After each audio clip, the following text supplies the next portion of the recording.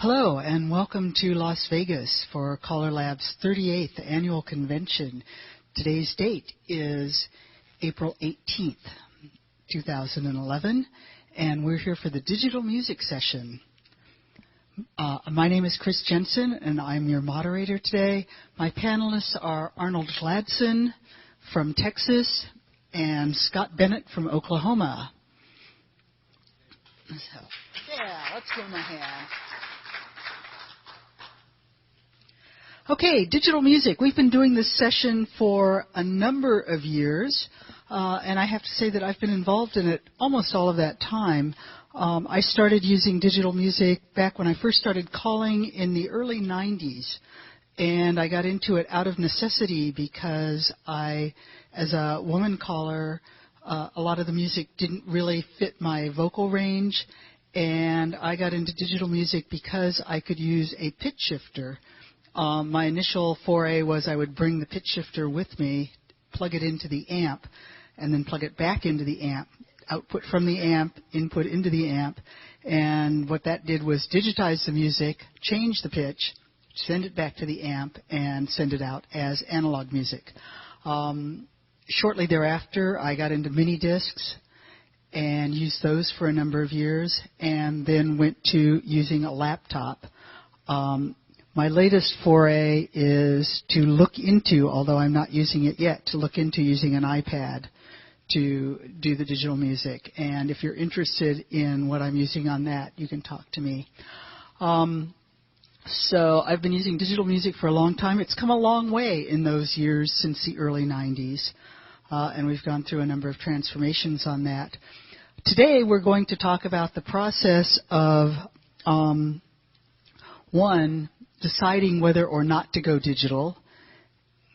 And then we'll talk about once you've decided whether you want to transform your music or use digital music, we're going to talk about how to take your 45s, your old records, and digitize them. And then we'll talk about how you would play that digital music once you've got it done, what kinds of devices you might use to play your music, ranging from an iPod or an iPad or some other MP3 player or using a laptop or various other devices that you could use. So I'm going to turn the mic over to Arnold, who's going to talk about a little bit about using digital music and why you might decide to use digital music. Thank you, Chris. Appreciate that. Let me just share one other thought. It's always nice to know what you got yourselves into. And those of you that are here, I want to emphasize that the objective of this session is for those callers that have not done a lot with digital music to get a feel for what's involved and how it's done. Those of you that are using it, that have a computer, a laptop, and you go to your dances and you fire it up and you buy MP3 files and you do all the things that we end up talking about, you've been there. You've gone there. You've done that. And this session is designed for those folks that don't use it a lot, don't understand all the concepts on that. So I want to set this straight just because I want you to know what the expectation is, because we're keeping it at that level. Yes, sir.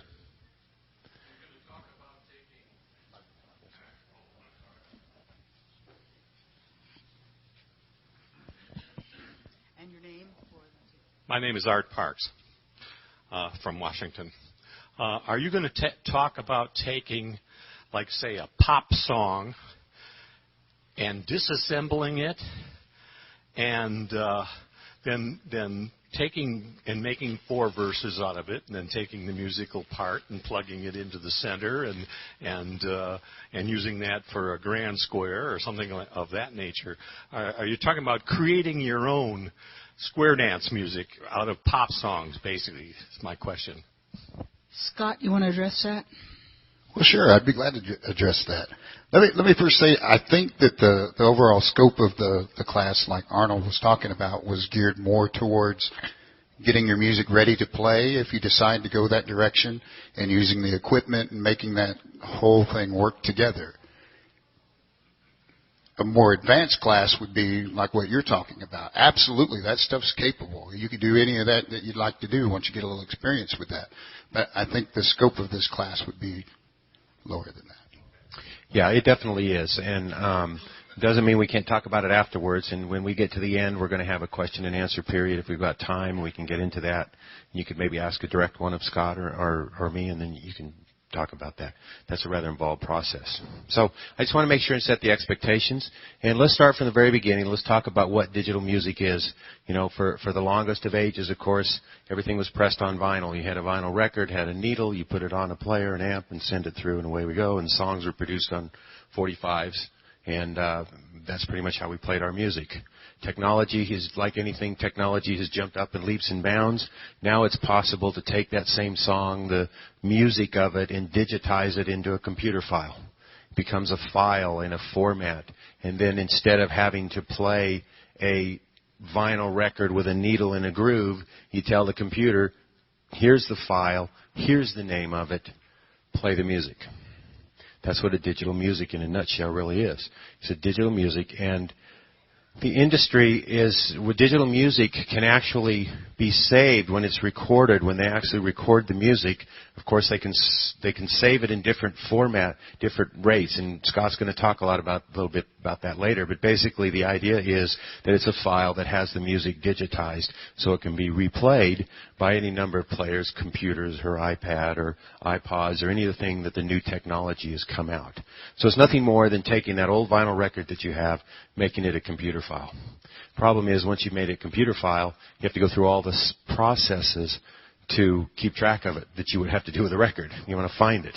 Fortunately, that's the benefit that you get, and we're going to talk about the pros and cons here in a few seconds, but is that once you have it digitized in a file, it becomes very easy to manipulate it and to play it with computers or iPods or what have you.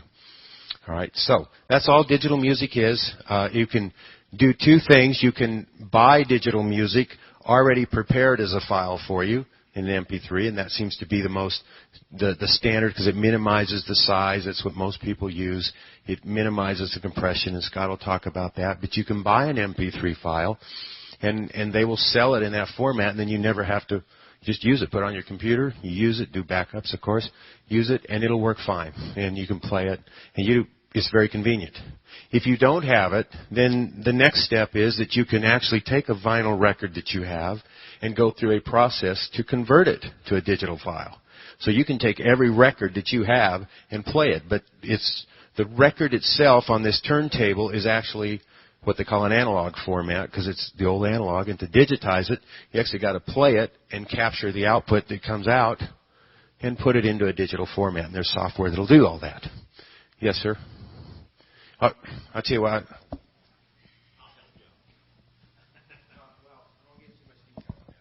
Okay.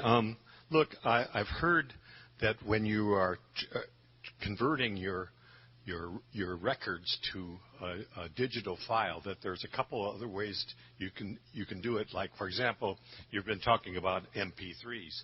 I am understanding that a better way or a better format to use is and I'd like to hear your comments on this, is a WAV file, because although that sucks up a lot of computer memory, that it holds the quality really well, whereas an MP3 file is kind of like a poor carbon in some instances. How about that? We're going to get into converting. We'll talk about that kind of stuff. Scott has a little section on that. That's true. That's all details. But I want you to get the forest. We've got to see the forest here, and that's what we're trying to do is look at the forest. That's what's happening here. We're looking at the forest. Okay, and so we're going to have these files. We're going to digitize them. Now, what does this do for you? The real question here is I've got all these files, so now instead of having this vinyl piece of platter to play on a turntable like this, I now have a digital file in my computer. What are some of the pros and the cons that I have? Well, because things can be digitized, a lot of time you have a greater selection of the formats that you want, because a greater selection of music, because there's a lot more music that's already been digitized. Some music never makes it to vinyl. You know, and now when they release square dance music, you'll notice if it's CD, which is a form of digitizing, a CD will have a lower harmony, a higher harmony, a lower pitch, a higher pitch, and a harmony, and a harmony version and no harmony version. You get all of that when you buy the CD, whereas if you just buy a vinyl, you get the one vinyl record that you have. And it's in one pitch. And, of course, that's the other thing we're going to talk about. You can adjust the pitch. If you don't like the pitch or the speed of it, you know how I used to slow down, you have a little needle right here. You can easily adjust the pitch and the tone and the speed that you play the music by editing it with the software. So once you get this file, you can tell the software, play it at a higher pitch or a lower one, and it keeps the integrity of the music pretty much in place. It does that for you. So you have a lot of conveniences that you can do. Digital music isn't like a record. It doesn't get scratchy. It doesn't wear out. You don't have to worry about that. You can distribute it easily if you need to. For the distributors, it's a good way. It's just as illegal to give away an MP3 file as you would a record, you know, not buy it. So obviously piracy is an issue. You can't give away an MP3 file to someone else with doing piracy. And we're going to spend some time on that just a little bit to make sure everyone knows that we really have a problem with piracy because it's so easy to move these files around. It's easy for me to go up to Scott and say, Scott, here, have this file. But I can't do that. That's piracy. I cannot do that. And Scott can't ask me. We shouldn't. We have to honor it. We pay for the rights to do it. But you can go to Palomino, Dos-A-Do, several other record producers. You can buy a song. They will sell it to you, sell you the license to use it, send you the MP3 file. You've purchased it legally. And we'll emphasize more of that. But it is a problem. You also get into what he was alluding to. Once you have this MP3 digitally, not only can change the pitch and the speed, but you can also change the song a little bit. If you don't like some part, you can cut it out, take this part, move it around there. You can change the song. You have some flexibility that you otherwise wouldn't have. The record's the record. When it comes out on vinyl, it's going to play one way, vinyl, period. And that's a big benefit for people that like to do with that. Cons. You're going to need some additional equipment. If you're not playing a computer or an iPod or something, you're going to have to buy something that can play this music digitally.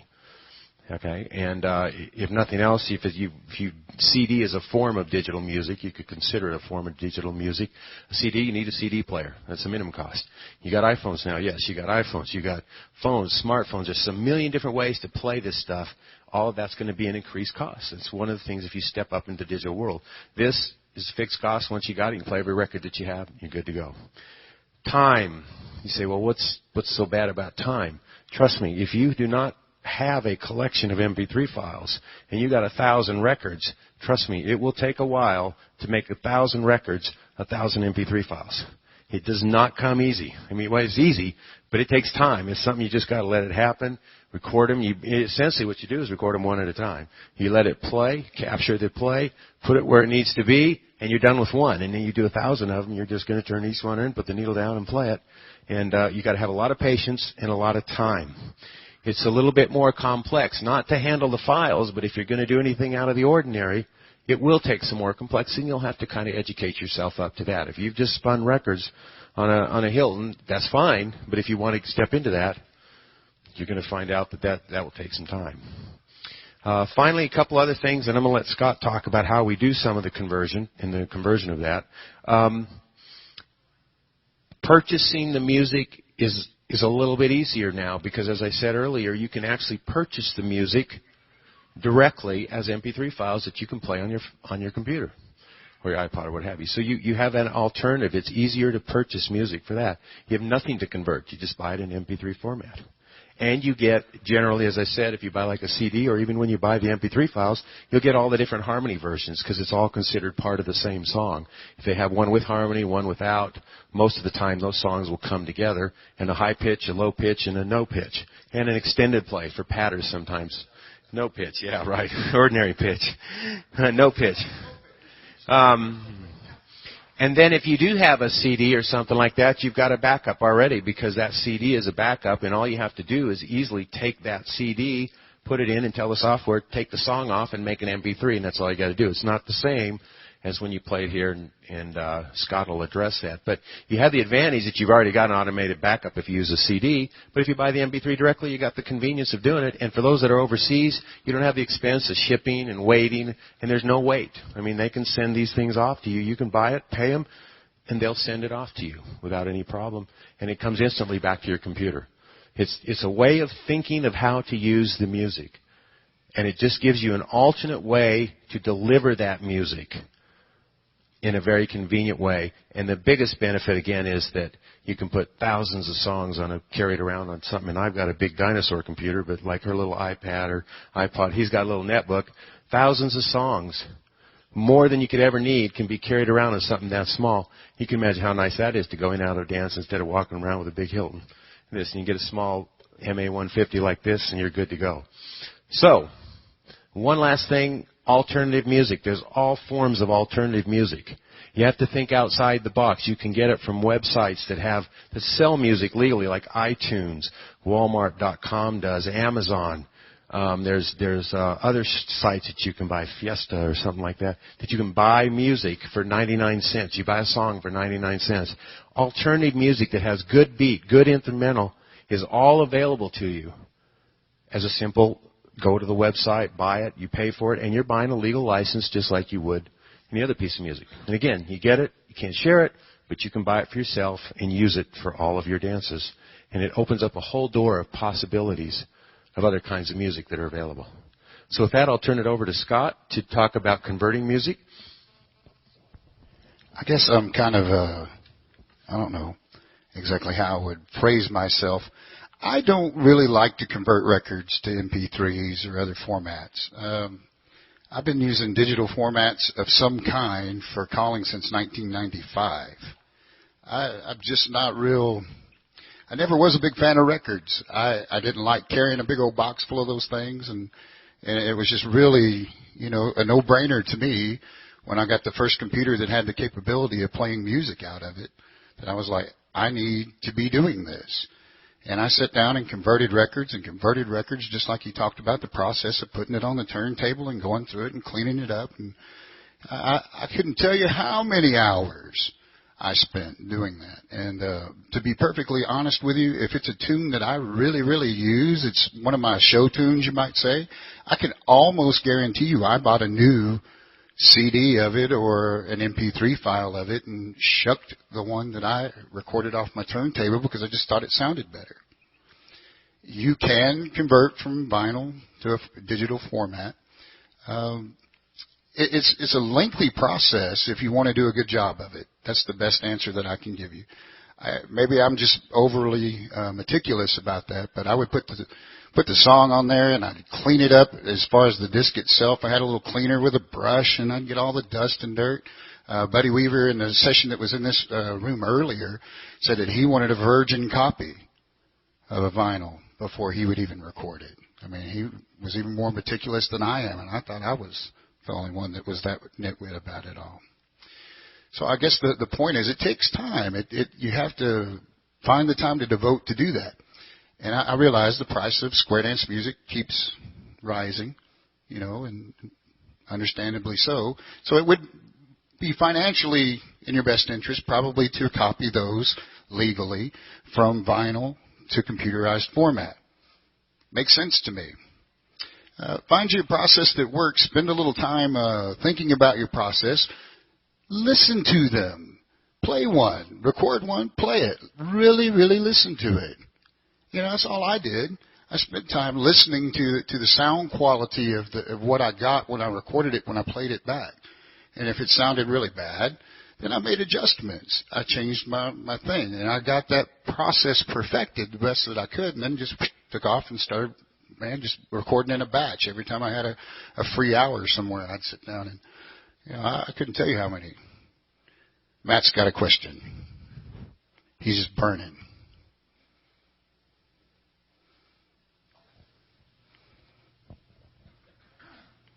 State your name. My name is Matt Rainick. I'm from Colorado.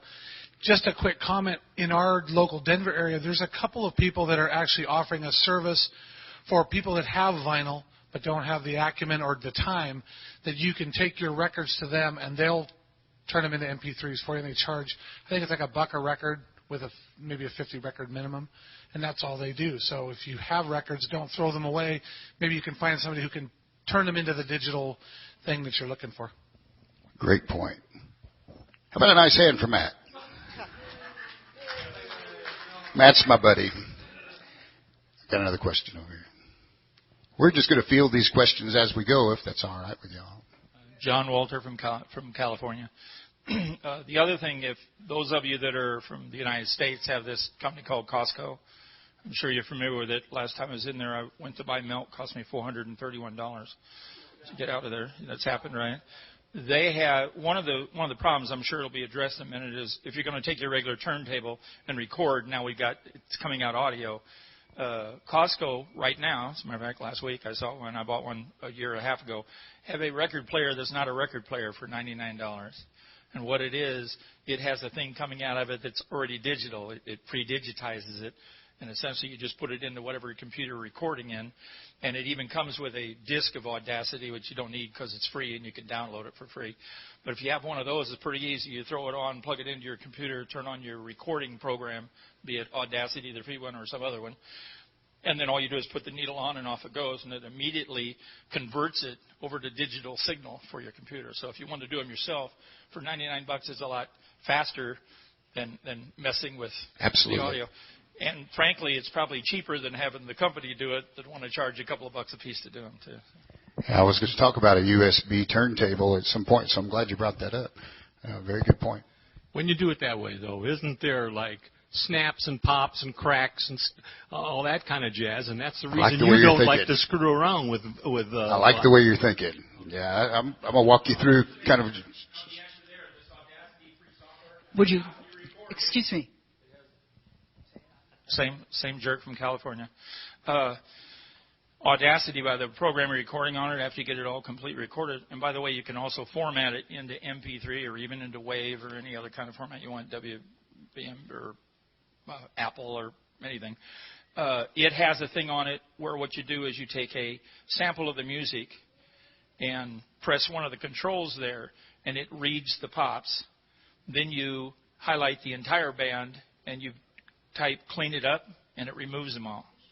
It actually cleans the noise out of your music. And I found that to be pretty effective. Very good point. Really. Is there instructions with the audio disc on, or a book or something you can download from the computer that tells you? I'll give you his phone number. I got it over and I'm stuck with it. Be more than happy to help you with that. Hey, check it out. By the way, seriously, if you want to stay around or anybody else does, I've got it here. I can even show you what. Good deal. I guess the thing that we were trying to work our way into was giving you just a quick overview of the process for recording your vinyl into MP3, WAV file, or whatever format you choose. It's all up to you, and we'll talk a little bit about that. But some things that I wanted to bring out to you that I think are very, very important that's connected to this, and that's getting everything set right as far as the levels that you're recording into. And I'm going to give you a couple of little samples here, and I may have to do a little adjustment to the set here, but have a listen to this.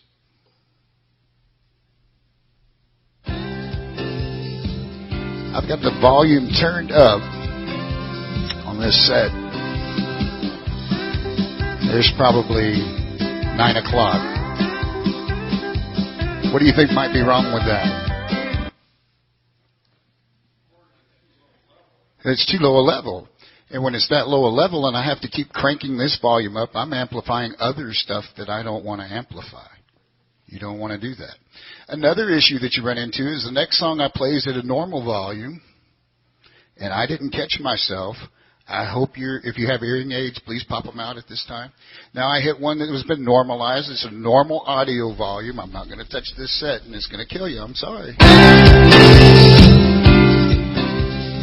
As a professional, do you think that's a good idea at your dance to have that much difference in volume, and then you knock their head off with too hot a song?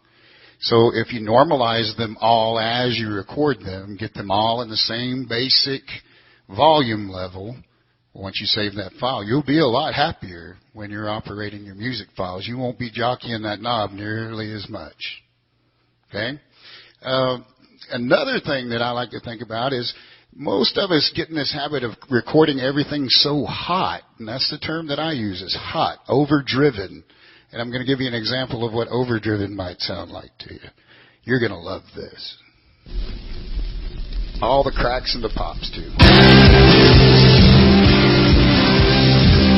I need a whole night of that. How about you? A whole night of that. cracks, pops, and overdriven tones that is just crazy. I would be sure once I played my music back into my set that it sounded like I wanted it to sound. If I wasn't happy with the end result, why would I continue doing the same process? You know, Einstein said a whole lot of really smart things, but one of the things he said that I just loved, if you always do the same things that you've always done, you're always going to get what you always got. And that could be good or bad. So Is Scott, everybody with me? what do you do to avoid getting that overdriven sound? When I'm recording it, I actually adjust the input of my computer. The line-in signal that I'm recording into my computer with has an adjustment. He mentioned a program called Audacity a little earlier. That's a free program, and Audacity has lots of good controls in there. And when I say free, I mean legally free. They want you to download it and use it. It's not, stolenware or anything like that. Correct, Audacity. And it was a group of music engineers that got together and decided, hey, we need to have a software package that would do what we needed to do, and what the heck, let's just make it open license and give it to everybody. Scott, if you're using a USB turntable, do you need to do that kind of level adjustment? I still believe that there's some level adjustment there. From one equipment piece to another, you have to kind of experiment. But, yeah, you're still going to have some adjustment on the input side of the recording. One great thing about that normalization thing I was talking about earlier, it can fix too low. It'll raise the level of that up during normalization. But if you put it in too hot, it can't fix that. Because it clips. It overdrives the input signal, and it clips. Every time the level gets higher than what the system's able to understand, it cuts the tops off of it. So now you got this ugly wave file that just sounds horrible. Danny Payne, Oklahoma. Along those same lines, Scott, I found, I do like my music fairly hot as far as I want the volume that comes out naturally to be at a good level. Because sometimes you go play on a strange person's equipment, for instance, and the input, and they've got something turned down low or something, it really helps a lot if your music is at a decent level to start with. So what I found that I like to do is adjust that input level down pretty low to keep the recording itself at a really good recording. You get good quality, in other words. And then afterwards, digitally maximize it. Right. And with whatever digital program, whether it's GoldWave or Audacity or whatever you want to do, so that then you've got the hot piece of music that is good quality music still. Right. And what I mean by hot is, in this case, and I understand his point, when I'm saying hot, I mean overdriven hot. You want it to be full. You want it to be full. You want it to have all of the sound in it. And whether your program is a normalizer or a maximizer, some call it maximizer, they're doing basically the same thing. They're adjusting them to a 0 point and then bringing it up from there. It's finding that actual level of sound that we're looking for. If you record it in too hot, though, you can't fix that. You can have the software adjust too low and bring it to good. But if you put it in too hot to start with, it'll sound like that piece that I played for you a minute ago. Sid Acker from Arlington, Texas. 2 questions. One is adjusting the speed once you put it in. Is your ability to do that? The other is you're legally copying the records you've got, and then you sell your records. So do you have to go in and erase your stuff? Now that... Ding, ding, ding, ding, ding, ding. I understand. It's like the $1 billion question. I understand. Yeah, but what do you do then? It's not something intentional or anything like that. It just happens. Well, and I'm glad that you touched that subject, because that has come up, and that's come up quite a bit in my opinion. We have to think ethically. If I own that piece of vinyl, that's mine, and if I make a copy of that for my use, that's fair use policy. I'm using it in a different format for myself. I can retain that copy that I made, and I can retain that vinyl, but I can't even give that vinyl away, much else sell it. I can't say, oh, I don't need this anymore because I got this beautiful MP3 that I can play. Legally speaking, your ownership, your original licensing, your mechanicals came off of that record that you bought. No, really, realistically, if you recorded it from vinyl, you shouldn't even destroy the record. If you want to continue using it. That's a great point. Thank you. But he had two parts to that. The other part was, I think we'll address that a little later, but yes, you can adjust the speed either when you're recording it, or you can record it however it comes out and adjust it once you get it in the software. And we're going to talk about that just a little bit. But I think there was another question. One more. While you're on that subject, my name is Art Parks. I'm from Washington. Let's say that you did a good job of making an MP3 off of a vinyl record. And I thought, man, that's really nice. I'd like to have that. Look, I have a copy of that record, and here's my vinyl copy. Now, can you give me that MP3 or not?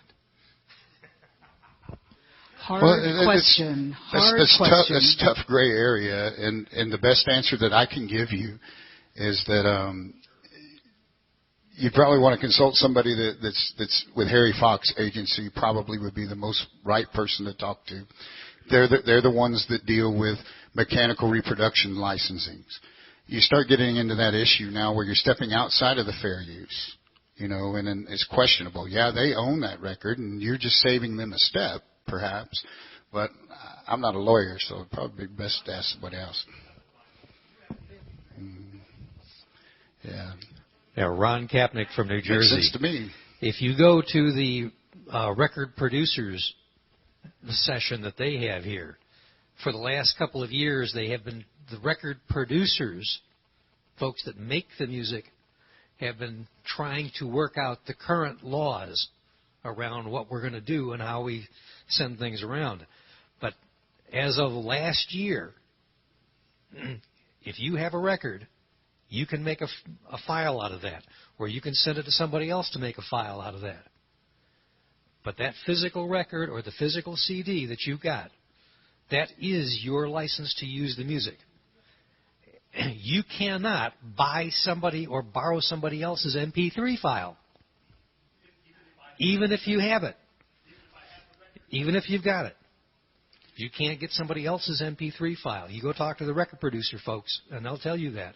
They're trying to negotiate some way around that, but they haven't got there yet. There's something that a lot of people aren't aware of, and I've said this word a couple of times, mechanicals, and that's the licensing to make mechanical reproductions. And there becomes a certain point where it's like a half a cent a song, something like that, to do that. And then it starts climbing. It starts climbing really fast. Okay, we could spend the whole session on, I think, this kind of issue, but we want to get on to more the practical, how do I do this aspect of things. All right. John Walter again from California. I do run a law firm, and I do want to say this. I don't do intellectual property. I do general civil law. But my understanding of the law is, and I have looked into it as well, is that when you actually buy a record, what you're buying as far as use of the music goes is not even the record thing. You're buying a license to use that music. And if you have a record, which is your evidence of your license to use the song, Something About You, Baby, I Like, and you get an MP3 of that music and play it, I don't care where you got it from, you have a license to use that music. And the record producers certainly have every impetus to say, well, we're not really sure about that. Of course, they'd like you to buy another record or take the time to do it off your record or something. But when you have a license to use it. Number two, I think they would really have trouble with evidence to prove, in other words, it's so infinitesimal that you get it. There's no jury in the world that's going to say, look, I paid $3.95 for this record. Here's the music. And played it in a courtroom and then put my computer on and say, there it is, I used it. You're not going to get anybody to get in trouble to do that. Okay, think about the ethics of it. If you are doing something that takes money from the record producers, as in sharing your MP3 with people who don't already own the record, then you are costing us as Square Dance Music because they're not making money, they're not going to produce it. So that would be my judgment on that, is to do what's right. Francois Lamoureux from Henderson here in Nevada. I understood that somebody just had the question of, I know this guy, I know he has the record, will I give him my MP3 file to save him the work? No, I wouldn't, because I cannot control if he's going to hold on to that record after he received the file. I like so, that point. No. Yeah, I really like that point. Okay, let's move on to how we make these files. Well, I think that we're getting kind of into Arnold's area here, but I did want to talk about something before it actually goes down into the format. The question was asked about WAV files versus MP3 files, and I think somebody even mentioned WMA and that sort of thing. There's a lot of stuff out there. A WAV file basically retains the majority of all of the information that you record in. Rather, it just takes it all and holds that in there. It uses a lot of space on your computer, about 10 megabytes a minute, roughly, for a stereo recording in a WAV file, a decent quality WAV file. I don't know about you, but I start getting a little bit antsy when I've got 1,000 some songs in my singing call folder and 1,500 in this folder, and it starts filling up that hard drive. I think that the quality difference is where I'm wanting to kind of get to next. And I have a really good demonstration song that if you'll allow me a minute or two to show you, and then you can kind of judge for yourself and think about where do you hear the difference in the music. I'm going to start at a higher bit rate is what we call it, and the bit rate just basically means that how many times I look at the song for the sample of that sound, and how many channels was I recording, and what the bit depth, how many bits of data do I actually capture each time I look at it. All that multiplied out. We had some handouts that had some of that on there, but I guess, who knows? Dog ate my homework. That's the best answer I got. Okay, so here's a song that I ripped from a CD legally. It's a regular tune. It's not a square dance tune. I ripped it in WAV format, full 16. I want you to listen to the pick noise. That's what I want you to concentrate on.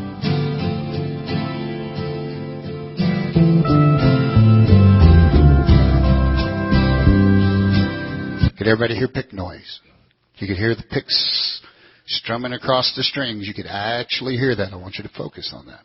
Okay, so now I'm going to use what I call a lossless formatted MP3 file, which is the 320 kilobits per second.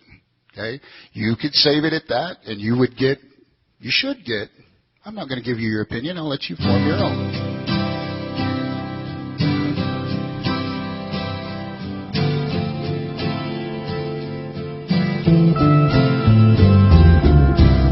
Still heard it. I still heard it. I didn't have any problem with that. I'm going to step down just a little. Just a little. Lossless compression. That's his term. No, okay. I didn't make that up. No. That's industry term. They're large files, but they're not nearly as large as a full WAV format. Not nearly as large. My point that I'm hoping to get you to is that you're going to find a place lower than this that you're going to be happy with. That you're going to hear it and you're going to go, you know what? I can't tell that much difference between this one and this one.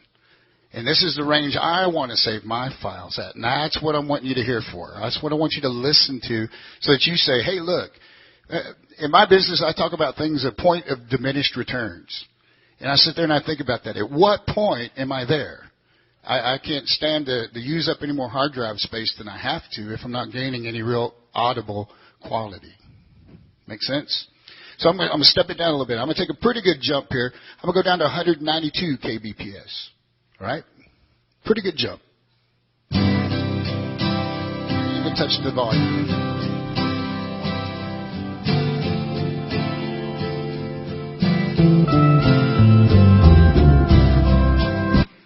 I think I'd have to get an acoustical engineer to come in and see any real difference there. Any real difference. Yes, sir. Every time. Same song. Same piece. I ripped it from the same CD each time and just took it down at a different bit rate each time. That's kind of my point. I'm hoping that my point's being made, and it sounds like it is. I'm going to drop down to 128. Now, I'll be honest with you. 128 is where I record most of my stuff. And simply because it's about a megabyte per minute, approximately. And I tell you, once you get through one of these Yak Stacks and one of these Hilton sets, and not picking on them. It's great industry-wide used things, but they're not the highest fidelity thing in the world. You know what I'm saying? They're not designed for that. So at 128, now I want you to listen to it. You tell me what you think.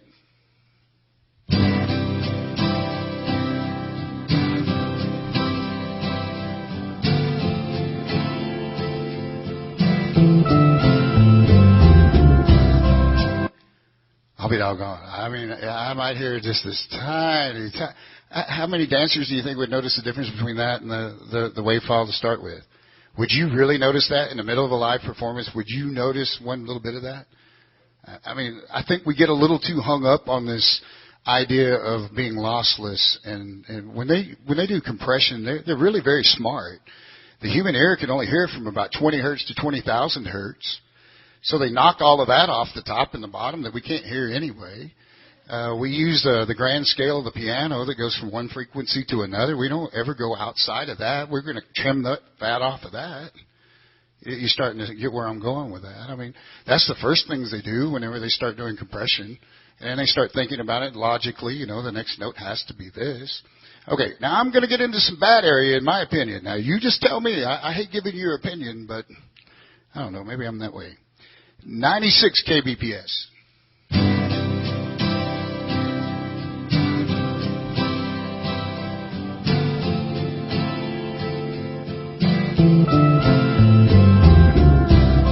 I would hazard a guess most people couldn't even hear the difference in that. And it lost a little depth, didn't it? Just a little bit. To me, that's kind of the tipping over point for me. I'm not going to drop below 128 because I can really hear the difference. Do you kind of see what I mean? You lose a little bit of that. That's my personal preference. Now, Arnold might listen to it and get something different. Chris might do something a little different. I'm going to just go one more step here because I just love you guys so much. I'm going to let you guess what this is. He's absolutely right. This guy knows his music. Now, you wouldn't go to a dance with that. You have to find that spot that makes you happy. That makes you happy for the balance of space used on your disc versus the audio quality that you get. You got to find where that makes you happy. One thing that I'll bring out to you before I kind of start passing this off, I think, to Arnold, because I'm just like burning up all the time, and I hate to do that. You know, I'm mic shy. We all are. But anyway, consider this. Consider this. And when I recorded all my records way back when, I wished I had done this, and I'm lazy, so lazy, I hate to go back and change it now. But consider saving all of your files in a mono format. Literally, consider that. Simply because no matter how stereo it may come out of this cute little player, by the time it goes in here and passes through that and comes out that speaker, it's mono. And if you save it in mono, you save about half the space on your disc because it's only recording one channel instead of two. There are some differences of opinion. We've had previous panelists here who recommend saving it in stereo. So that's a matter of choice. Some people say you're getting a little more information by using both channels and then mixing it down to mono when it goes into your turntable. All right. We have an opinion that you get more fullness. Well, and I agree. That's why I said consider. I didn't say do. I said consider. Absolutely. So are we ready to move on? We got a brief overview of how the process of converting vinyl into WAV files first, because when you're working in Audacity, you're working on a WAV file, and then transforming that into an MP3, and we looked at the various quality levels, and I think the consensus in the room was that you could go down to 128 kilobits, the measurement, and you would be fine with that. So if you're interested in more details on that, if you go back to past CALLERLAB conventions and the past handouts for these panels, you'll find a lot more detailed information on the exact steps that you would take in transforming the music. Yeah, Danny. I just wanted to add, I think that what Scott's saying is generally very true. But for the reason I don't want to go through a bad recording and then have to redo it, I do all mine at 192. I think you hit some types of music that don't go through that conversion to digital as well. and so that you do end up needing to do it at a higher bit per second. What I personally do is try to keep the WAV files or the uncompressed files around, and then you can decide for yourself later. You can always compress it in a different way and go to a different MP3. Matt Rainick, Colorado. Two quick things. For those who are not familiar with the digital thing, size is relative, and you say a WAV file is a huge file, but that doesn't necessarily mean something if you don't have something relative to compare it to. The difference between a WAV file and at 192, it's about 10 times the size. Isn't that right? A WAV is about... A WAV is about 10 times the size of a 128 okay. ABPS. So about 10 times that. That doesn't mean a WAV file is monstrous, but when you compare it to what you can get, as you said, this point of diminishing returns, it starts to stack up, especially over a number of recordings. Good point. You guys are so sharp at this. Yeah. I mean, it's like, wow. So Arnold, let's talk about once you've digitized all your music and you've got, if you had 1,000 records and you've got 1,000 MP3 files, how do you organize it all? It's all well and good to get down into the weeds of how you get it there, but trust me, these MP3 files sort of grow like rabbits on your computer. They're like rabbits. They just start breeding, and all of a sudden you got files everywhere. And I want to take a step back and point out some things that are not into the technical side of producing the MP3 files, but the fact is you're going to start to accumulate these. And just like you accumulate a box full of records, and you have to have some way to be able to find a record if you want to go do something about you, baby, I like. You got to have some way to go find out a record box. You got to do it in your computer. You got to do it in your file. You have to have an organizational system that works for you to find it. And there's a couple things that help you with that and actually make it a lot easier than it is searching through your record case. Now, I'm not saying the problem with the record case is you got to get it back in there. The thing with the computer is, once you pull out a record and you pull it out, play it, and you pull 3 of those or 10 of those out at night, what do? You get home at night and re-put them back in the same place because they weren't going to be there the next time you want it. Whereas a computer, the neat thing about it is it has a resiliency, it has a retaining factor. Once you get yourself organized into files and you know where it is, it's always going to be there. And when you want to call it up, it'll always be in the same place and it will come up. There is no delay. But that works only if you get yourself organized. And by that I mean this. First of all, computers are very fortunate. I'm going to talk about computers because you manipulate all these with computers. And then you dump them off to the laptops and the iPods and all that kind of stuff. But you get them manipulated with the computers. They allow long file names. Make use of it.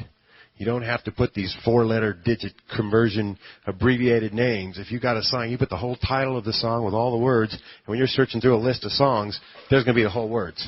And then you can put the record label and the number, because as we all know, our music is by record labels and numbers when it's produced that we buy. You can put that. And when you buy alternative music, maybe not have a specific record label or number. It's probably there, but it's not as relevant. You just know by the song. It's an alternative song. But organize, make good use of the file names. The other thing is the computer system has a folder structure that's just like a file cabinet or a record box or something like that.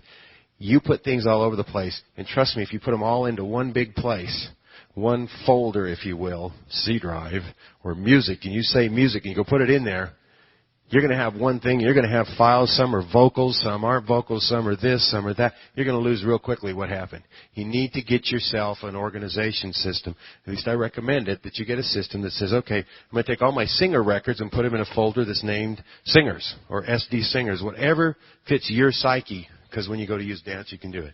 SD singer. I use the term SD singers. Patter. SD patter. All my patter tunes that I would use for patter, including alternative music, I put it in SD patter. That way, when I want to go find out what music I have or something, I know where it is in the folder, and as I get new ones, I copy them from my vinyl, or if I have to copy them from vinyl or I buy them, I pop them into SD patter because I know they're patters. And then I can tell it to do it. That's the advantage. So get yourself a system. It can be anything that works for you. Remember, you're going to divide all these files that are all over the place, put them into groups of folders that you can find, and you know where your music is. Because if you let this get out of control, you're going to be so frustrated when you're going to try and do a dance, you can't find the song you want. I know it's on this computer somewhere. Where the heck did it go? And the other thing is that because you're generating so many of these things, You need to remember that these things, they aren't so sensitive to, they're not like vinyl, they wear out or they get scratchy or anything. But by God, your computer can fail. And if it fails and you have no backups, if you don't go through a process to copy these things off to CDs, to another computer, to another drive, somewhere else besides what you got right here, you're going to wish you did someday when you least accept it. There's all kinds of ways that you can back it up. And the point I want to make out to you is that you need to make sure that when you get these, you have a regular system for taking them off this computer, putting them somewhere else that they can be saved in a different format. Okay? All right. Yes? Okay. Yeah, I know. Well, online backup is a backup. That's a backup. You still need to back them up. If you send it off to online, they do it for you. But well, I know, but they do it for you. But all right. The issue is using an online backup service. There's one called Carbonite. There are a lot of other services. And once you set that up, if you set it up correctly, anything that is on your computer gets automatically backed up to the cloud so that it's not anywhere on your computer. That's certainly something that you can do. I would suggest that you also do local backups so that you will have it available all the time. I would also suggest, and Arnold, you might want to address this, what you do for backup at a dance when your computer, which computers are wont to do, crashes. everybody wants to get there. You guys need to listen to the whole thing, and we'll get it all. We're getting there. But yes, that's the point. That point is there. Listen, you got to back up the music, and then when you go to a dance, it's advisable to have something other than one vehicle that can play it.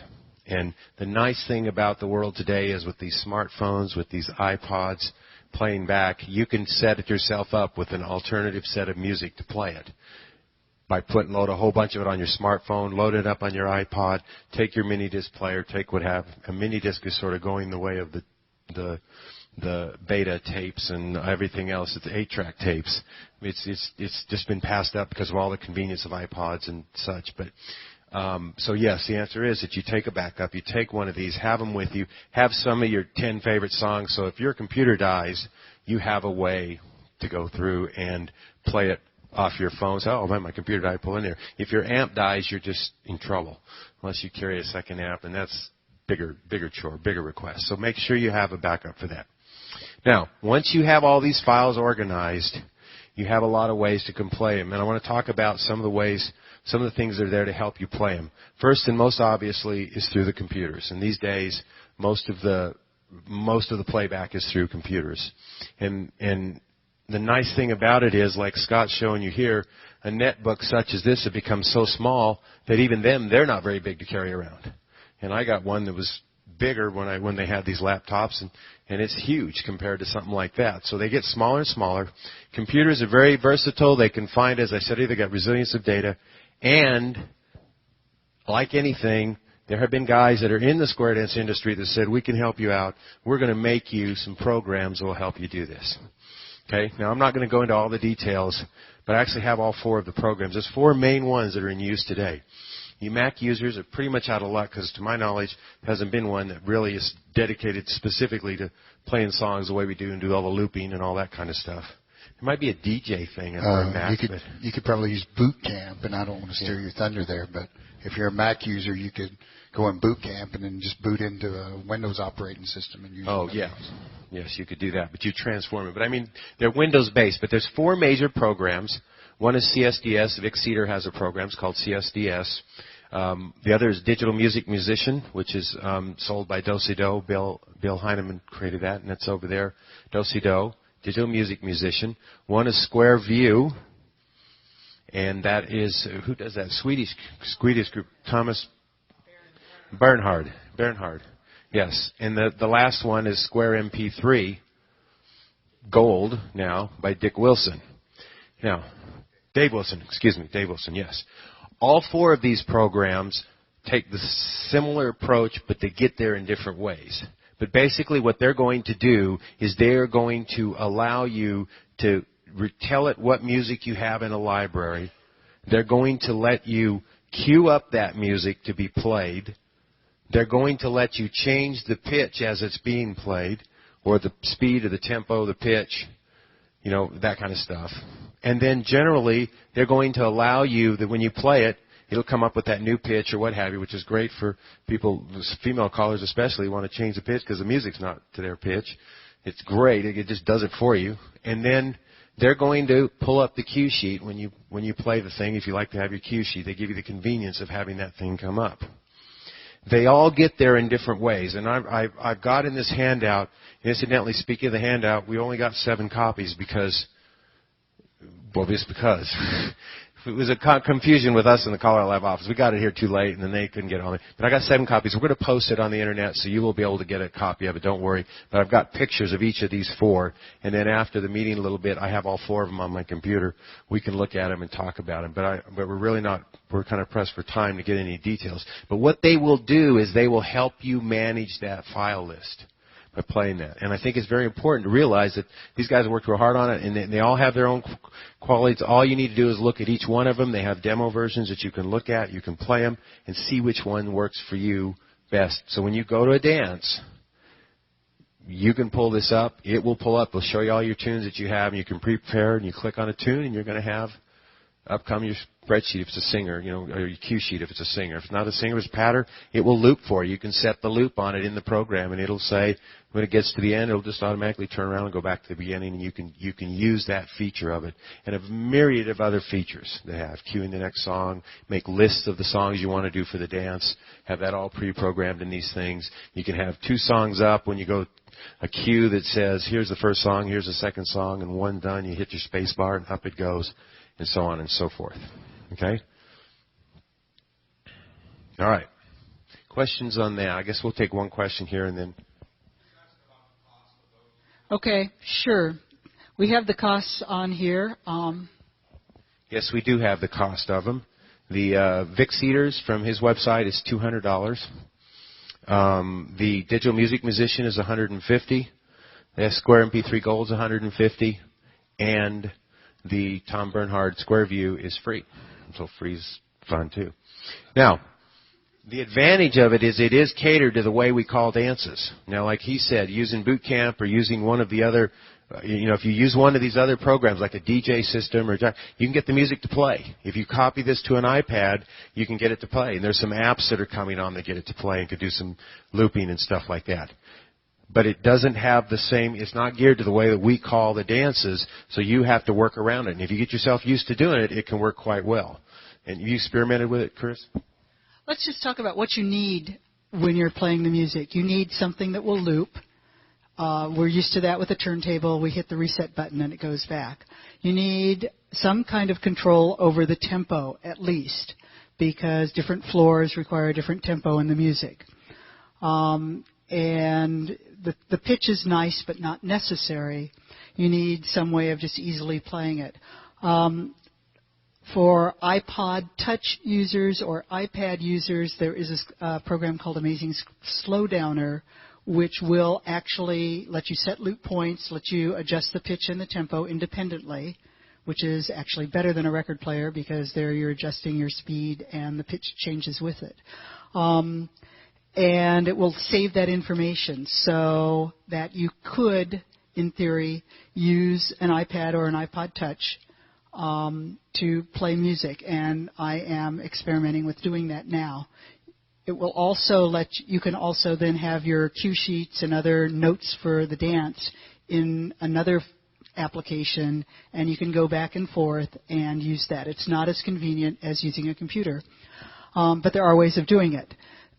If you're looking at using a CD player for playback, you have to think about the looping and the tempo control and things like that. The same with using other MP3 players. They don't all have tempo control. In fact, most of them don't. And they don't have other things. But, they all have advantages and disadvantages. We're going to talk now. I'm going to turn the mic over to Scott, who's going to talk about how once you've got your device, you've decided that you want to use an iPod or a computer, how you hook it into the Hilton, because there are some tools that you can use for that to get better or worse sound. Well, I'll tell you right up front, safety first here. You've got $1,000 in this little guy, and I know a lot of the netbooks out there are like $250 now, but this one wasn't. They're not all in iPads or changing prices and things are going all the time. But, I come into somebody's club and they say, hey, you come in and call the dance, and I grab my little laptop and I grab this little cable here, and I got to figure out a way to plug it in. And then I don't know these people. I don't know what they do to their amps. I don't know what's going on. Do you want to blow out the sound card inside your laptop and then you're dead in the water? There's a couple of ways to look at that. One is there's some really cute little devices out there. They're called USB sound cards. And it's a really easy little device that I can plug into a USB port. And instead of plugging directly into that sound card, I'm plugging it into this thing. All right. For the record, he's holding up something that looks like a little thumb drive. And this, no, that's not a thumb drive. That's plugging into the same cable that I had plugged in a minute ago, and it has a USB, and I'd plug that in there, and that would become my actual sound card. This thing wouldn't have to have a sound card if I would just plug this thing in. Well, if I blow this thing out, you know how much this cost me? $10. $10. Whoop-de-doo. Somebody said one time they thought of that. Think of this as like a fuse.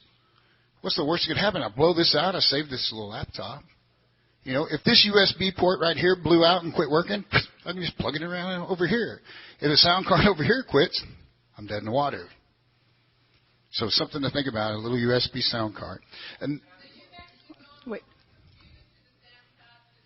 All right, the question is, yes. Great question. The question is that you go from the computer, you use your USB port, you plug in the little sound card, then you plug in your line into the sound card, and you attach that, or the line out, and then you attach that to the line in on your Hilton. Instead of using a headphone port that's built in, and the sound card that's built in, I'm just using an external device to do the same thing. And what that's saving you is, like I say, honestly, I got this at a Fry's in Dallas, I think, and it was $10. And depending on the computer, you might actually get better sound and I was just about from to touch the USB that. sound card. What headphone ports are designed to do is to increase bass. I'm going to put little earbuds in my ear, these little bitty headphones that don't make any bass. So they're going to send that signal out with a heavier bass. And you plug that in here, and you can turn those tone controls all day long. But if the signal coming in is too bassy, it's just too bassy, and there's not a whole lot you can do with it. This is going to be set at a mid-level point of what they called line out instead of headphone out. And when you use one of these, and some of them may actually still be just a headphone out. This one actually is a line out. But when you use that, you're getting what this amplifier really wants to see. So if you're using a laptop or an iPad or something like that, consider literally using one of those. And I'll leave this up here for us to look at. Surely nobody would take it. In fact, I've liked these USB sound cards for so long. I have a Hilton MA150, and I put one in my MA150. It's built into it. So I just use a USB cord to hook from here to the side of my MA150. I built the sound card right into it. I bet you. Okay, the comment was seems there's like there's even a Vegas, Fry's here. you can buy those. Not trying to tell you to go there, but it's a electronics warehouse kind of thing, superstore. Big. All right, we're getting some conversation Okay. about local stores. So she's right. I think the thing is that safety first. That's the one thing that I like to think about. You've got lots of steps in there. You've got a file that has volume in it. You have a software that has volume in it. You have a machine or a little sound card that has volume in it. You've got a volume adjustment here, and then you've got it's a whole chain of volume adjustments. And you could really get yourself kind of goofed up if you don't take a little time to know your equipment and know what you're doing. You could turn them all up, and that might be overdriven. You might, probably would be. You could adjust that out. You could find that balance. You might turn every one of them up but one and use that as your main adjustment. That's pretty well the way mine turns out, I think, is the software that I use is SQView. I use that, and I have the volume turned out max on it, and the volume at the sound card's turned up max. I think the volume at my input's at about midpoint instead of pegged out. So I can adjust it and fine-tune it there right at the amplifier where I plugged it in.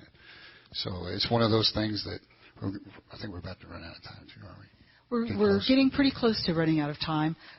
You should be aware that every Hilton has a different input jack into it. So do you have some comments on that? And it's kind of hard to talk about that without them having the handout in front of them, but we're going to try to make that available to you. Okay, speaking of the handout, we have very limited editions. I'm going to give these to the first-time attendees. Okay, so if you're until I run out, we're going to give them to the first-time attendees. All right, so yes, there are different inputs into the different Hiltons, and what I do is carry all of the connectors there. You have 1/4 inch, 1/8 inch, and RCA plugs, and I always carry all of them because you never know what Hilton you're going to run across. I have a question out here. Also, let me say that think about when you're using digital music, think about how you're going to call like one tip at the National Convention. Matt Rainac, Colorado. When you're using the term Hilton, and this is nothing against Hilton, could we actually just substitute that for amplifier? Because I don't use a Hilton in any of my stuff. I use a traditional 4-channel PA. Okay. Most of us are used to using Hiltons, and we know them, and we're used to the controls, and we're used to the sound that comes out of a Hilton, which is my understanding is that it's been adjusted to emphasize voice, and the music is of lesser importance when you're dealing with a Hilton. You can certainly find PAs, and once you get a PA, if you know what you're doing, they almost all have equalizers on them, and you can adjust probably you want to adjust the mid-range way up and the bass way down, and the treble sort of in between. But you need to play with that to get your voice to stand out over the music. So you can certainly do that. The Hiltons are rugged, and we're used to them, and we're used to the controls. So. Chris, tell them that when they download this handout, there's references. Okay, yeah, we have some references in the handout. If you also go to CALLERLAB and look at previous digital music sessions, we've had a lot of handouts over the years. All of those are useful. I've put up some of the handouts from previous years on my website. Ask me about that if you want. And so there's a lot of information available. Vic Cedar has a section on digital music on his website. So there's a lot of stuff out there. You can get all of the nitty-gritty details about recording vinyl and doing sound, cleaning up the sound, and adjusting and editing and doing all those things that make a digital music file so useful. I just want to, how do you guys choose to buy your music? When you're buying from Palomino, what format do you like to buy it in? I personally buy all mine MP3 unless it's not available. If I hear of a good record that somebody's playing, then I try and find that record because sometimes it's not in MP3, but MP3 is my preference. If it's already there, I want it that way. I like that question simply because if it was copied off of some other digital media, they ripped it from a CD, from a master, I like to go ahead and buy the MP3. It just cuts out a little bit of work for me. If they recorded it off of a record to make the MP3 and then sold it to me, and I'm not picking on anybody, I prefer my process usually to what I get when I buy those that somebody else has recorded.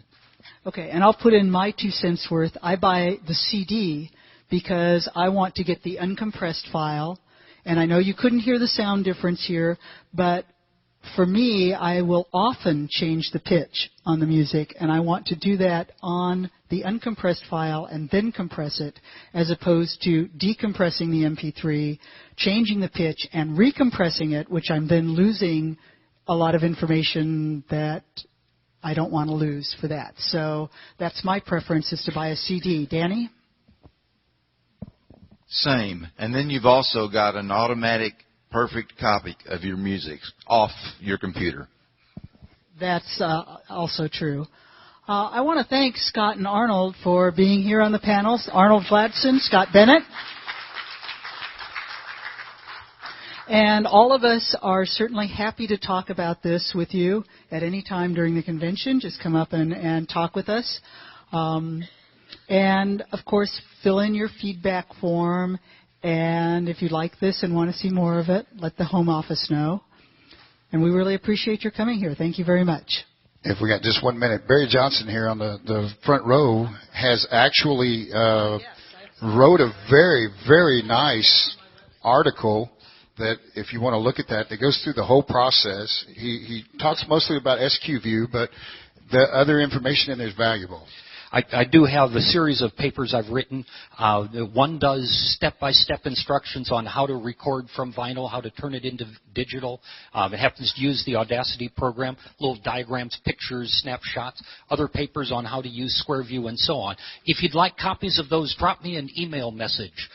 CALLERBEAR, CALLERBEAR, @gmail.com. Thank you very much.